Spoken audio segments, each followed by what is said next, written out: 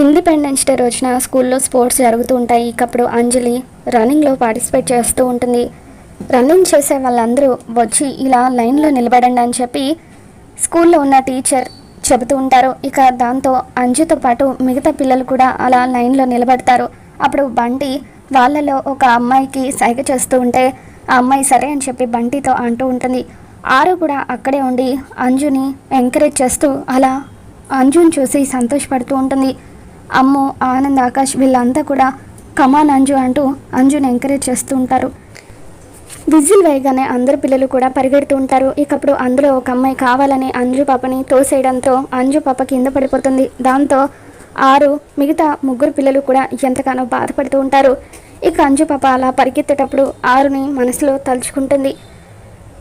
అంజు పాప ఒక్కసారిగా అలా కుప్పకూలిపోవడంతో ఆరు ఎంతగానో బాధపడిపోతూ ఉంటుంది. మరి రాబోతున్న ఎపిసోడ్లో ఏం జరగబోతుందో మళ్ళీ మన ఛానల్లో తెలుసుకుందాం. మీకు కనుక ఈ వీడియో నచ్చినట్లయితే తప్పకుండా లైక్ చేయండి.